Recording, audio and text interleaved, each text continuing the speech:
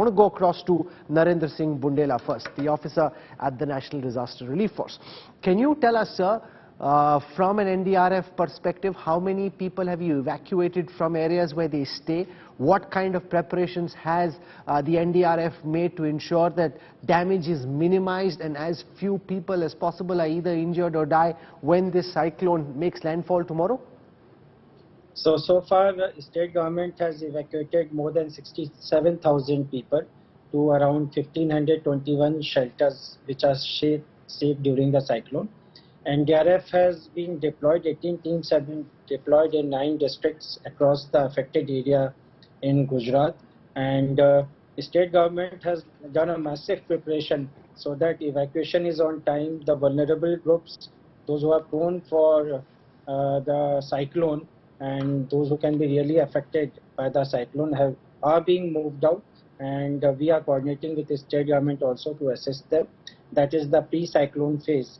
And once cyclone landfalls in the coastal area, post-cyclone rehabilitation, restoration work will be extensively involved along with the state governments. So that is what we are doing right now. You know, I was on the ground in Orissa when the last super cyclone Cyclone hit the state, and I saw that infrastructure, particularly telecom infrastructure, was uprooted, and it took several hours to bring telecom infrastructure back on. So what are your preparations in the post-cyclone phase to ensure that life gets back to normal as quickly as possible?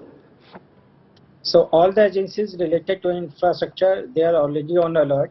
They have been deployed, and if there is any damage to infrastructure, these agencies will come into action once this cyclone is over and there is a safe period to restore the critical infrastructure. So state government, central government, all concerned stakeholders, they have been deployed, they are briefed, and all of us are ready for that.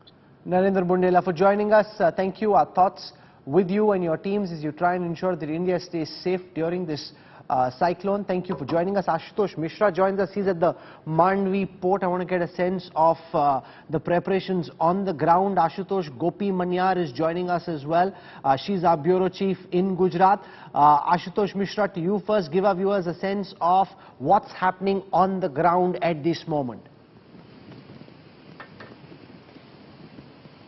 Well, Rahul, seems, the pre-impact of the cyclone before it hits the coastal line has already started. Since this morning, we are witnessing above normal high wind speed. And that perhaps could be the reason what I see here at this beach area, which is usually flooded with the tourists, be it on weekdays or the weekends. Everything has literally been uprooted. The high mast light was taken down by the authority, but all these areas commercially have been literally, have gone with the wind speed. And tomorrow early morning, when it will be almost double, it is going to be gusting up to 150 km/h. One can imagine the significant damage to the public property. However, the authorities have swung into action. Almost everyone in the low-lying areas, particularly who are the fishermen community, have been taken to the safer places. Adequate arrangements for food, medicines, all have been made. But everyone remember now the 1998, the tragedy unfolded in the Kutch and Bhuj area, that cyclone. So people are literally comparing in one of these. All I can see the very rough ocean